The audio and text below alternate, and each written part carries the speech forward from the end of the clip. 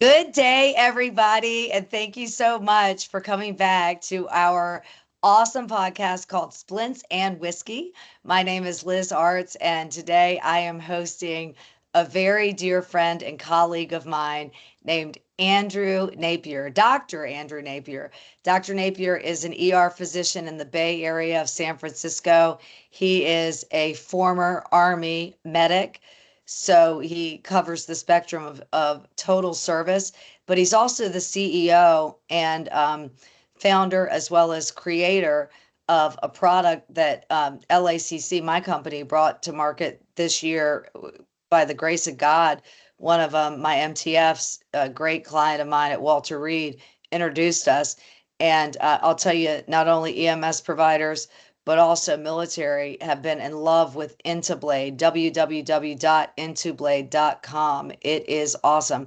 I'm going to have Andrew introduce himself, but before we do, I have to thank our sponsors, and our sponsor is Life Autonomous Care Consultants. Life Autonomous Care Consultants, we thank you for continuing to sponsor this podcast. It has gone to hundreds of countries at this point. We are completely global. It's unbelievable, this community, how much we've grown. And so thank you to LACC Inc.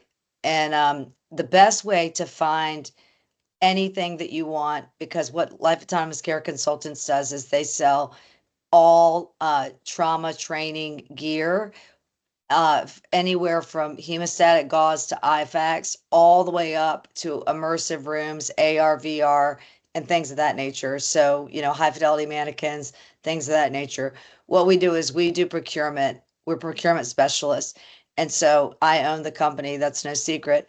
The best way to find us is by looking at www.the, like the one and only, thelizarts.com. That way you can go to thelizarts.com and you're able to find our foundation where we give back to first responders. You can find Life Autonomous Care Consultants where we can do your shopping for you because we know your requirements and we're contract experts, or where you can link into Splints and Whiskey. So thank you, Life Autonomous Care Consultants. Again, it's www.thelizarts.com. All right, there was my shameless plug. Andrew, so good to have you on the show today. And I'm going to get you to make the big announcement that made us so excited. Well, there's two big announcements, really. One is the newer version, but the second is the other one that made me go, we have got to do this right now. Okay, so Andrew, please introduce yourself to our audience of our body of believers. They're awesome. And then tell us a little bit about yourself and your background, and then what brought you to where you are today. Okay. Yeah, I really appreciate that, Liz. Thanks for the introduction. Also, thank you, LACC. Okay, that's fantastic. I think that as a clinician, as someone that's been on the front lines, as an enlisted soldier, right? Like sometimes our voices get lost, and sometimes the things and our demands don't get heard. Yeah. We're not listened to, right? And I really appreciate what you're doing, and like for this podcast and the ability to talk with like-minded practitioners, okay? Because it's important. It's what we do. It's our life. Thank So you. that being said, yeah, thank you. My name is Dr. Andrew Napier. I'm a board certified emergency medicine physician. As you said, I live over in the Bay Area in California. I'm originally from the East Coast. I served in the United States military. I was in the Army from the years of 2006 to 2012. Spent a little over a year in Afghanistan back in 2008, 2009. In that same vein of what we were just talking about there was that we had some failures overseas, and sort of noticing some of the inadequacies with not only just the things that we were receiving, some of the training that we had received as well. At that point in time, like, training up just wasn't really hitting par, right, for what should be happening in a combat zone. So, we were trained on direct laryngoscopy, like the old school, just pretty much like a tongue depressor on a stick, right? You go and you look in someone's mouth and you put a breathing tube in. Yeah. Um, you know, so, trained on those things. The video had just come out. One of the big downfalls with video laryngoscopy, with like getting a camera on that stick, to look in is that if anything gets on that camera, you're going to have a hard time seeing, right? So like that was unfortunately some of the issues that we had, and I'd seen, with that environment. We continued to see that after I got out. Saw that in medical school. Folks were coming in from traumas, from MVCs. People were trying to place breathing tubes in the field and they couldn't. There was a lot of instances though outside of just like the combat and those related areas. Like you're looking at patients that are having like hematemesis, a lot of like frank blood, like frank hemoptysis. Yeah. There was a lot of issues too with vomiting and things. And like, you get in, they can't place a breathing tube. I get in as a clinician, as the physician at the head of the bed, and I can see there's a blood clot. I can see there's actual like, there's product I can remove and someone can breathe again. A lot of that's, got me thinking as a soldier at the age of 20, was like, hey, how do we like fix that gap? Yeah, I thought for sure someone was going to come along and like fix that problem. But yeah, it was over a decade and like nothing was happening. I just started like sketching and came out with the first like solutions with that. And I filed my first patent, a few years after that, and then just tried to like spin the company up. And that's it. 7 years later, after like the first patent, we're finally got to a point that we've commercialized the device at the beginning of this year, and we're deployed all across the United States. Yeah. Yeah. It's funny. When you discuss your product, so I go out in the field and I think you've seen it. I think the best way that all of us follow each other these days is through LinkedIn Mm, because we're all so busy. We've got about three different hats on and 14 different jobs and all this different stuff. It's hard to be an entrepreneur as well as have a full-time job and mm, do all the things that you do, plus be a father of two boys, which is so cute. But but I'll tell you, someone will say to me, almost as a, a default response when I introduce them to Intablade. They say to me, "Oh no, I already got a video laryngoscope." mm. They say that. I go, "Yeah, but you don't have this one, right?" And then the minute that they see the difference, they're like, "Holy shit, that is exactly what we needed." They couldn't believe it. And I like how you brought up 2008 and 9 because I was just on a call, a podcast that came on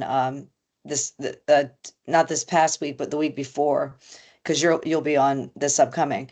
So I was on this one this past week, and with three IDCs, independent duty corpsmen for the United States Navy, and they Mm. buy on AMOL, by the way. So everything on the AMOL list, you can talk about that.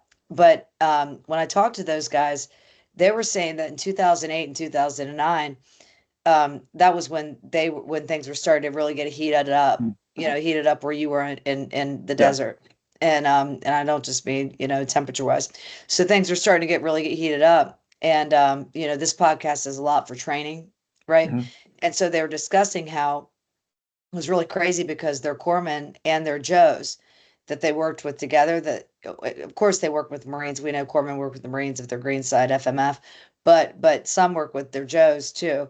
So when they're working with their Joes, they were saying that it was the first time in 2008 and 2009 when they really got into some major Yeah. fire attacks and stuff like that, that they started going, "Okay, senior chief," or "Okay, master chief, I'm not going to bitch anymore about training. Yeah. I need everything." Mhm. Like they finally saw it. Would you agree that happened around that time? It's just funny Oh, for because sure. it's, and you said that was when you were a young soldier Oh then, yeah, right? You were 20, about 20, 20. 20, 20 years old. Yeah, I mean like that. Wow. They called it Afghanistan, right? And like that's like when I volunteered to deploy, and I just like I got my orders. I was like, yeah, like yeah, I actually wanted to go to Iraq, but like that's I heard that's like where all the heat was. I was 20, right? So I'm invincible. Actually, technically 19 when I volunteer, but just turned 20 when I got Yeah. deployed. But yeah, I mean we like a third of my platoon had gotten Purple Hearts at our deployment. It's like the first time since the Vietnam Whoa. War. And then like the platoon that ripped us out ended up almost two-thirds had gotten Purple Hearts. So it was a lot more action than what I thought. But grateful to be alive. Yeah, but the training that to that point, like I look back on that. We had some fantastic like trainers actually, like in 2006, 2007, like going through in Fort Sam Houston. There were some, applying the tourniquets, and they had just like rolled this out. They Yeah. just started it, and they were Isn't real that life, like crazy? Isn't that yeah, crazy about the it tourniquets? Like, yeah. But so it used to be like cravats and a stick, and they would tell us that. But like, hey, like we're gonna teach you guys like how to use like cat tourniquets, that kind of stuff. And Yeah. I'm so grateful for that, right? Because like, those sort of maneuvers, those teachings rather, like that saved lives, right? And that's like easily identifiable. I look back on those experiences, and we it's been brought up right now, right, with the triple C and with the prolonged field care, right, of like what's happening. You see these videos coming out of areas, and I'm talking with folks that are utilizing our device. They're it's no longer right that it's a brief period of time. Like you're having much more time like with someone. And we had those similar experiences in Afghanistan, like when I was treating wounded, and it's too hot. I can't like fly somebody out. I can't like have like transport on the ground, like when we're, of course, like we're receiving fire. So it's like one of those things of how do you get someone that's 19 years old trained up to like save somebody's life, right? And that's a massive burden. That's a massive like weight to carry at such a young age. But like I am convinced, I'm 100% convinced that training that I received in that time, like on those mannequins, like, and it's very stressful. They And when, they can put I out like, interrupt you? When you were at yeah, Fort yeah. Sam, Mhm. what school were you at? Was that like the 68 whiskey deal? Like Yeah, I yeah, get yeah. confused because there's so many schools there. So No, you for were at sure. you Yeah. yeah, so you were at that They 68 what's it called? I forget what they call it. I it's too Metsi long. It's maybe? like it's No, been it's too not long Metsi. now. I can't remember, but We but yeah, so the 68 whiskey school. Okay, I'm just making sure. I was good because in yeah, my mind I was thinking how many students go through there. So you were a youngster. So where were you from on the East super young. Coast? Kentucky. I was born in Alabama at Fort Rucker. So my father was in the army as well, and Oh, mine was so too. oh, nice, nice. Yeah. Yeah. Which I think they've renamed it, or maybe they brought the name. I don't know. Fort Rucker is like where it stands in my brain. I have no idea Yeah, I'm where it's with at these you. days. But I'm with you. I think they um, named them all back, I pray. I mean, because when I was calling Fort Bragg, Fort Liberty, I was like dying. I couldn't even handle okay. it. So okay, so yeah, so you're an Army brat. I Mhm. was too. I now yeah, okay, gotcha. And then my grandfather was a general, so I'm like, okay, it's in the bloodline in World War II. And then the Uh, other grandfather was Navy. So when we were little, our parents used to say to us, are you going to marry someone in the military? Because it was two girls, right? I mm, mean, we didn't, that was during like Desert Storm time growing up or whatever. And I live in Portsmouth now, but I'm from Virginia Beach. So I'm right by Little Creek, where all the Navy SEALs are, oh yeah. the East Coast side. And so, you know, I remember back then, you couldn't contact your SEAL team Mm, member. You couldn't or your soldier or sailor, And then through my years of pharmaceuticals, I sold Lexapro, the number one fastest acting antidepressant on the market. And so the minute that we deployed, that everybody was deploying, husbands or wives, then all the nursing staff of all of Hampton Roads and Portsmouth Naval was like chugging the samples, right? I mean, we couldn't keep samples on the shelves, not for the patients, but for the staff, right? It mm, was insane. So anyway, but we grew up in a big military town, and so it's just been, I look at like the way that things have evolved to where like at least now, like if you're a soldier, or sailor, or airman, or guardian is underway, mm, at least you can communicate with them. We at that time we had I remember the SEALs had these coolers. There's just little Wrigley, not Wrigley, I think, right? There's little Coleman or Wrigley coolers, right? And what they would do is they would have to hide them in a secret spot because this was an elevated SEAL team, and the wives would put handwritten letters in them, mm. and then someone somewhere would just pick them up. We wouldn't know if they were going to Panama. We wouldn't know if they were going, we didn't know where they were going, but it was like my friends' fathers and stuff like that. So pretty interesting. But yeah, that was before the tourniquet revolution, Mm. where it was like bring them back. And Yeah. but I like what you said about the tongue depressor thing, because I didn't know that. I figured there was some sort of device prior to that, Well, I prior. just, I just, yeah, I just ate tongue. That's what it looks like. It's like a hockey stick looking thing. But like, yeah, for the, that's been around since the early 1900s. So, not a lot of innovation going on there because it works. It works, like it should. But there's definitely been Yeah, advancements in these past couple of decades that we should be cognizant of. But yeah, I was right there on that wave when simulation became like a thing because it was kind of it's kind of corny, right? Like in the 90s and like early, it's like a plastic thing, and like we had some of the cheap ones, like but then when I went through that course at Fort Sam, We shared it, and like they put heavy metal music on. They put a fog out. They had lights like Mhm. strobe lights. They were putting like sim rounds. Like it was very And they high stress. decorated it. I liked how they decorated it so Yeah, that it was the desert. Like I really liked that about that. yeah. So it's I like don't know if it's it was like that when you were there, but yeah, there yeah, was like buildings and you could yeah, they like simulated all this stuff like screams and all these things, but like I'll tell you like it like it really brought those things like in full like full view for me, like actually living that and applying those tourniquets, doing those things, right? Because like that stuff is real, like it happens. And like sometimes you just kind of like check the box and you kind of go to sleep at a skill station, but like at the time you don't appreciate that the stuff that you're doing that could save your battle buddy's life, right? They could save your friend's yeah, life. yeah, no And joke. yeah, it's no joke. Yeah. So let me talk to you about your device because I love it. And so like I said, when my buddy from Walter Reed called and said, you got to meet this guy, and you and I first met and I got Mm, the same reaction I probably got from everybody, oh my gosh, is this girl for real? She's crazy. I get that all the time. I'm a singer-songwriter. You can't see it now, but there's a guitar right here. There's guitars everywhere.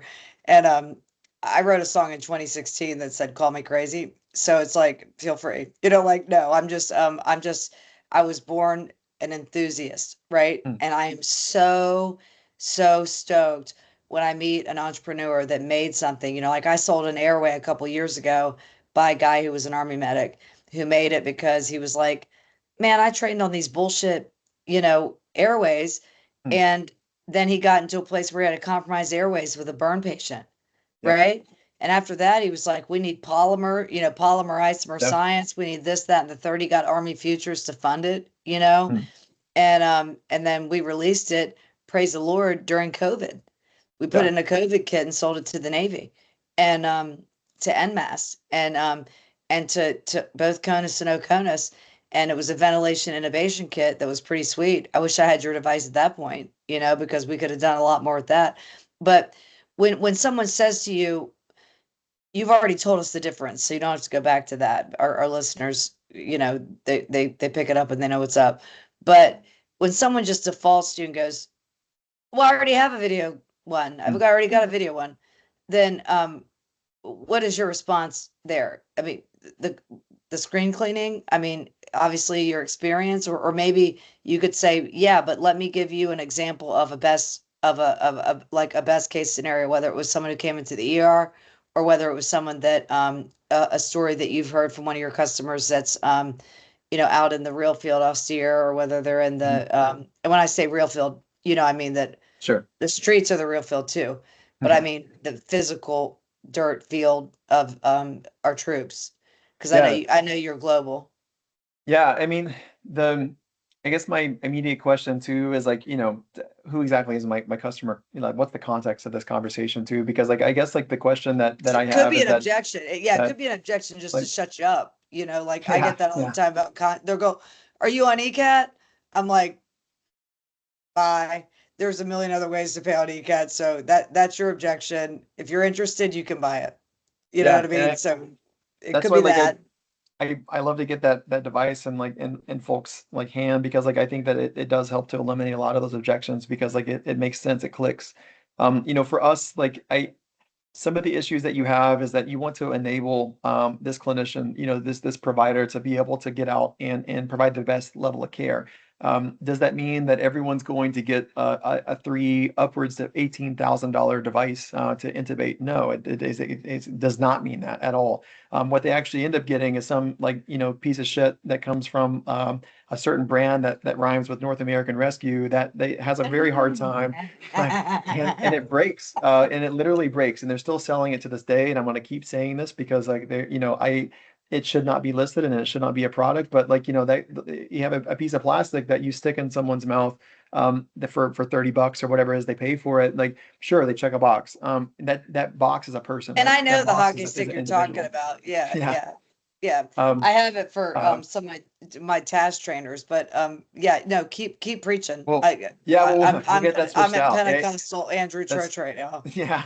It's that's the other issue too, is that unfortunately when you get deployed, then you're not in ambient temperatures of 68 degrees Fahrenheit, right? So like those batteries will leak, it breaks, it doesn't work. You're left with a non-functional device, so like, for this, it's something that, for a very low cost, you have a device that is putting you into the future.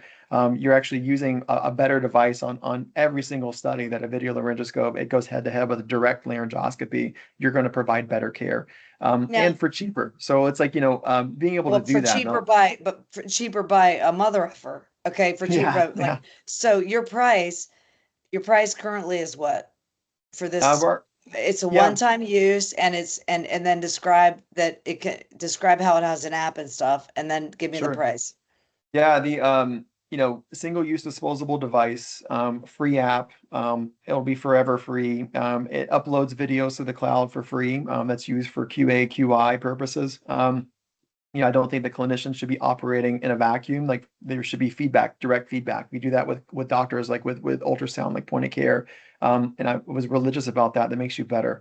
Our MSRP, when we first launched, was around $200, when we first had gone forward. But I am like happy to state that like we've actually increased our manufacturing. We've been able to drive that price down due to the demand. And right now, our device is compatible with everything. We're rolling out a hardware solution. It just came out a few weeks ago that works with your iPhone. So now it works on every single platform. So iPhone, iPad, Android device, a Windows computer.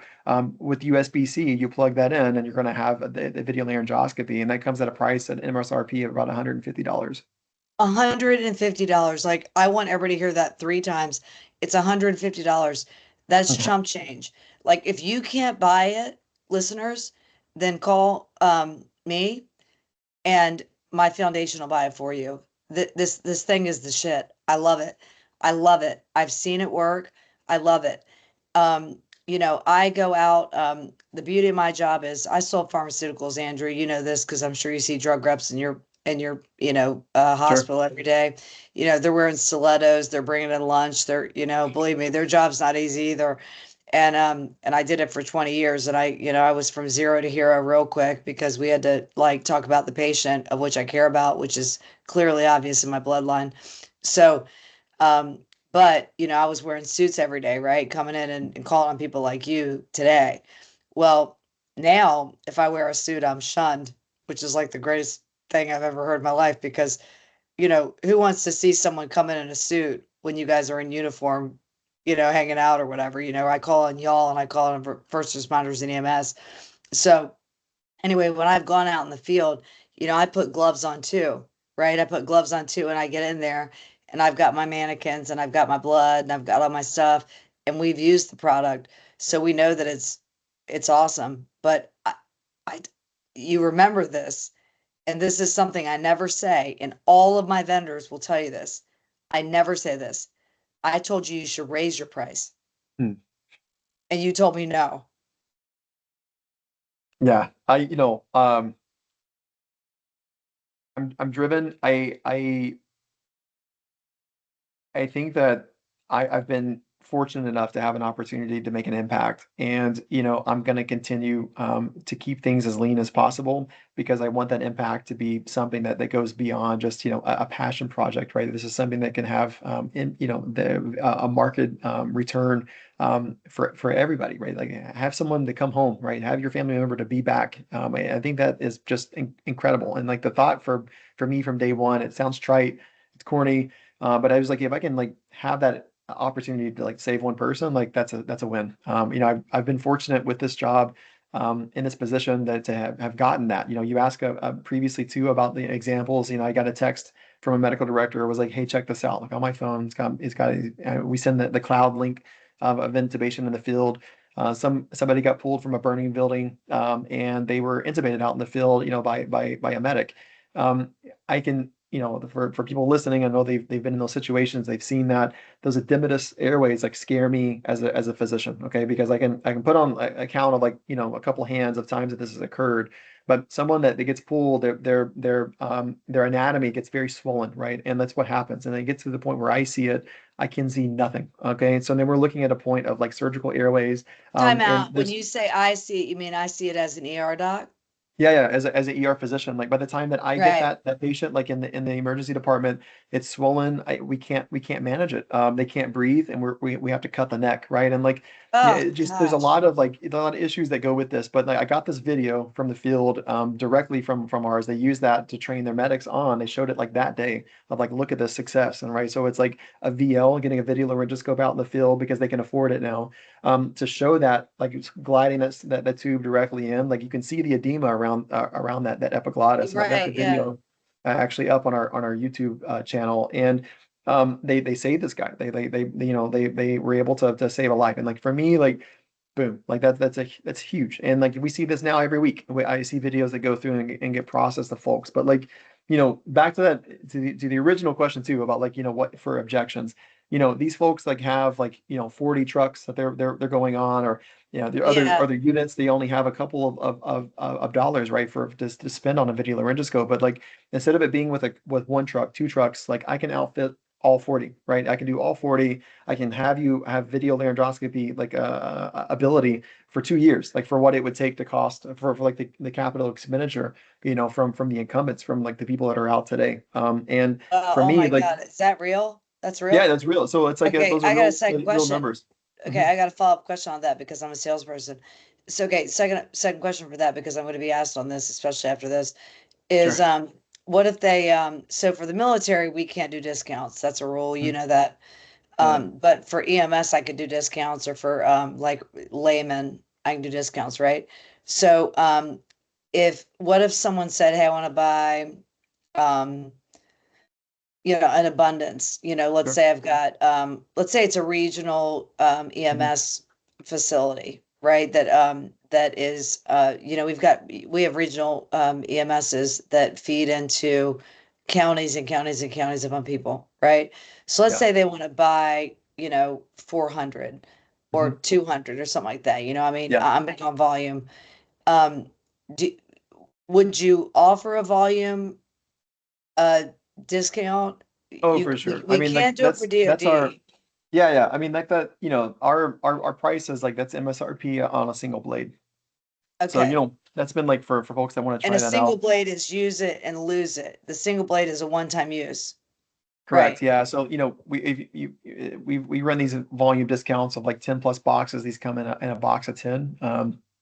And I mean, your price can go all the way down to, sub 100, and per device, right? So like even like into the 80s, depending on the volume.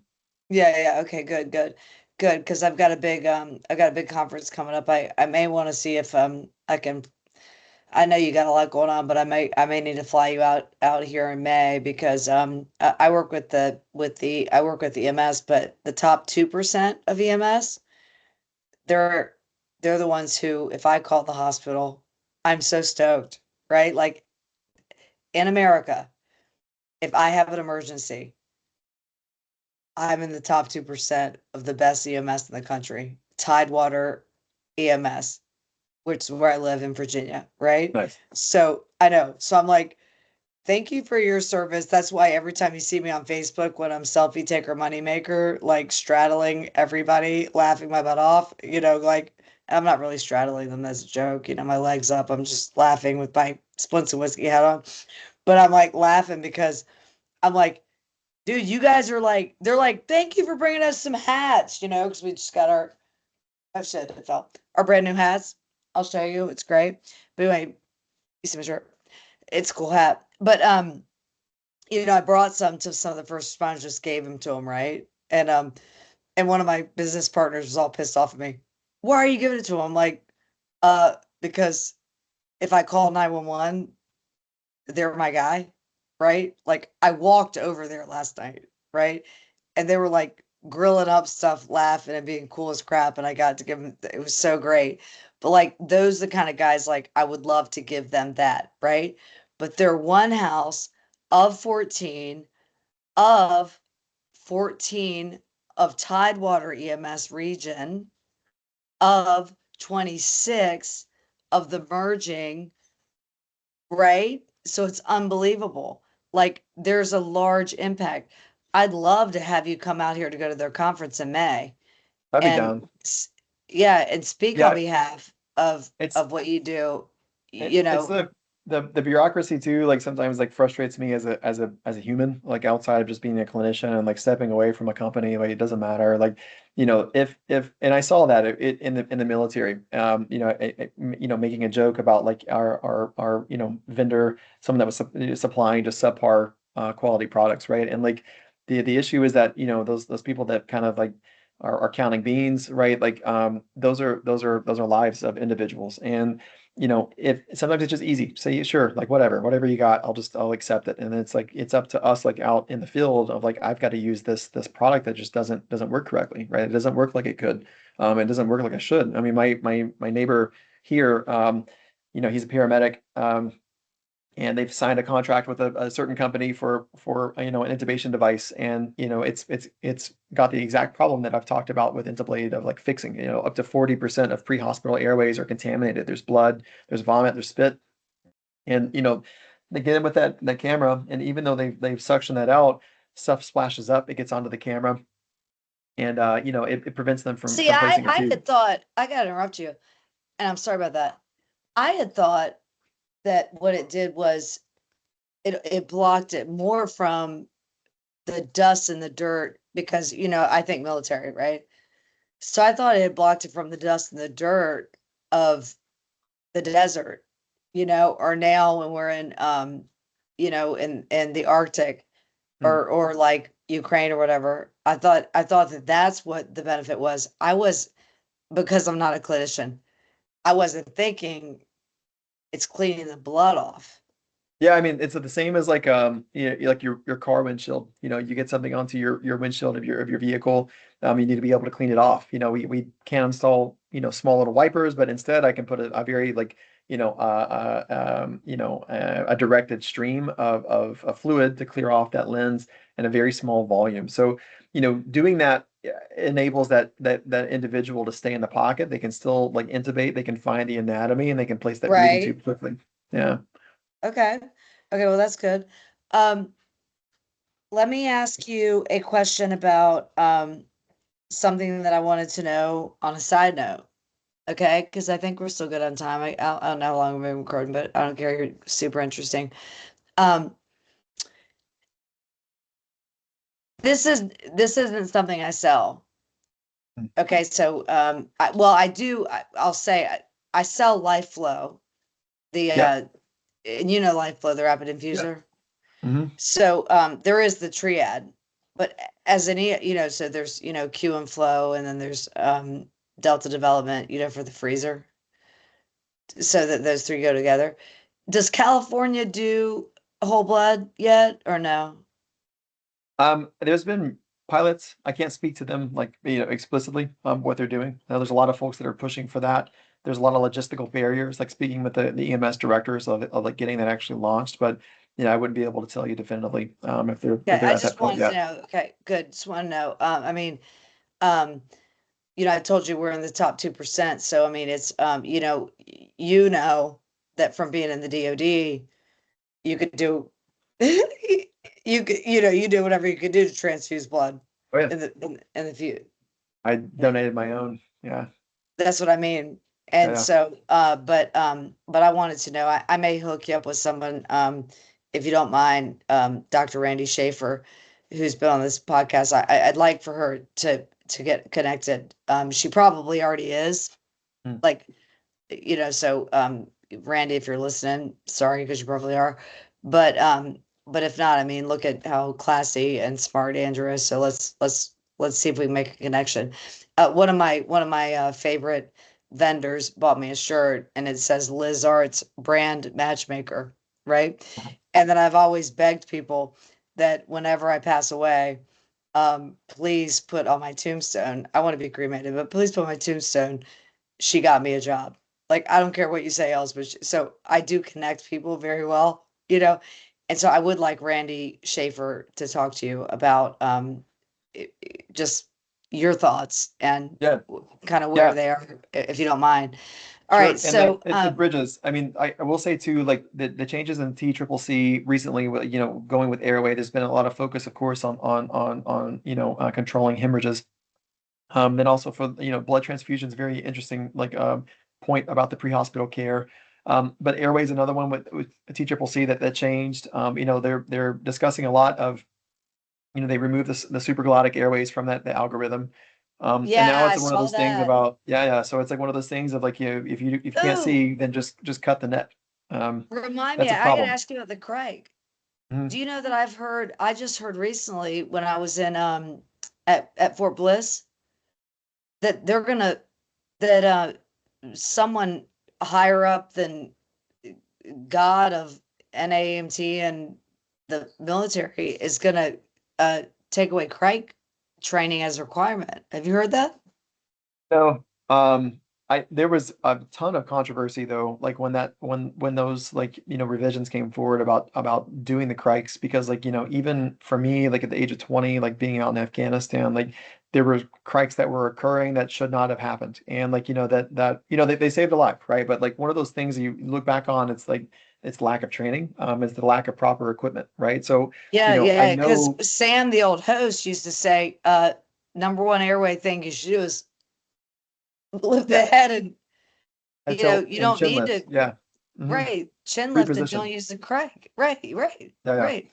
Okay. Um, but when you get to the point of you're taking out a scalpel, like I even as a doctor, like someone that has performed these and like that has been in that situation where that happens, like there's a lot of things that have that gone wrong for you to get to that very end. So like to be in that pre-hospital state, outside of just florid marked trauma to the face, like that just completely obscures and then also the airway edema thing. But even if you get there early enough, like that's something that you could intervene on. I just think better equipment and better training, right? That would prevent those. We do not need to be doing surgical airways. Okay. Okay. Thank you. Thank you. I needed that for my own GWIS file. So thank you. Yeah. It's going to make me, the way I run my business is like what's important. And Mhm. like, I'm not going to sell something that is not like, I'm tired of the Craig. I'm tired of the Craig bullshit Mhm. trainer fighting over who's got the best Craig when, like you said, there's a company that rhymes with far, lar, sar, and then, but I've got an awesome Craig trader from Techline Technologies that I love. Mhm. But if Kraken is 1%, then again, we're gonna chase nickels, not dollars, right? Like I don't Yeah. need to sit around and do that. Like what we need to do is stuff like what we're doing today that saves lives. Okay. Yeah. Now, I don't even know where we're at with time. I mean, because you and I had spoken beforehand, but this has been effing phenomenal. One thing I'd love to do is get a get a panel together Yeah. like at another time. If you wouldn't mind being on it, it'd be great. Love to. Thanks.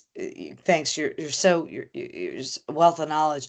But if you could leave our listeners with something, because we're gonna close it out. It's this has been amazing. If you're gonna leave the listeners with something that just, kind of uh it could be a don't stop believing. That's what I'd say. Steve Perry style. No, but it could be a just some people, it's funny with the listeners or so with the guests, some of them are like, don't take shortcuts. That's their Mhm. thing, right? Other ones are like, you need to know that when you're innovating, blah, blah, blah, Mhm. So anyway, you choose yours and leave these guys with something. And then I'm going to put all your stuff in the feed and guys, I'm telling you, as the host of the show, yes, it's no secret I own my company, but I'm the only one who sells to the military for I think. Oh no, no, I'm not. I'm not exclusive with Intablade. I sell it. I'm not exclusive in the US. So, but if you want more information on it, please feel free to reach out to www.thelizarts.com. And then if you want one of those amazing hats that I just showed you or this shirt, then all the money goes to my foundation, which is not my foundation, it's yours. So it's the reason why we can be able to do these things.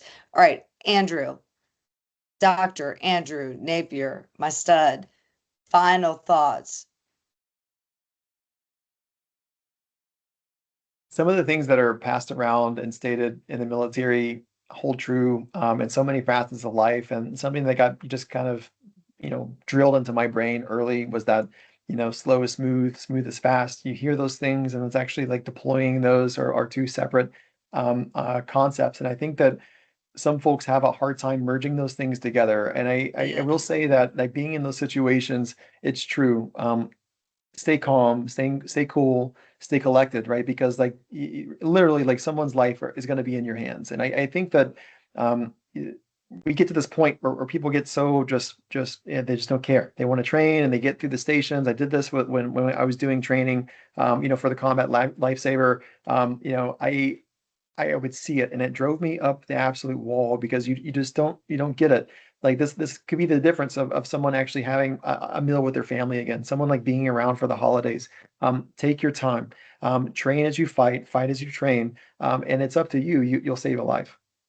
Okay. One thing we just realized that we forgot to mention. So that means it has to happen. You realize this, right? We I'm did not mention the contract win that you just got. uh, uh Hold on. Don't say it. I told you who listens to me. I have to wear these because of how bright your future is. All right, Andrew, what contract or what win did you just get? I don't know if I called a contract. What win did you just get for the Department of Defense? Um, yeah, I don't want to mess the terminology up. There's so many like 3-letter, 5-letter acronyms here, but the BUMED, the BUMED, like Yep, being you listed. man. Yeah, that's something that we just found out yesterday. So it was like literally like yesterday morning. It just like coincided perfectly like with this conversation that it's been a year in the making. So we are available. So it's there, ECAT. You can look us up. No, you're on You AMOL. yeah, AML. You're on Sorry, so AMOL. yeah, So that that's that's the the beauty of it terminology is they that mess up there. It's like well, that's all I no, was worried it's about. okay. It's okay. You're not a contract specialist. You're a lifesaver, so that's fine. But for those of you who are in the United States Navy, they all know that AMOL means that you're on the required list. Mm, That means that BUMED has chosen that the best scope on the market and the one that they're making you buy, and you have to buy via AMOL, is Intablade. So for those of you finishing this up and you finally got to your office, you're sipping your coffee, it's Monday morning. Thank you for listening. I want you to write down www.intoblade.com, intoblade.com, www.thelizarts.com. Those are the ways you can find both of us, and we're going to help you get this stuff.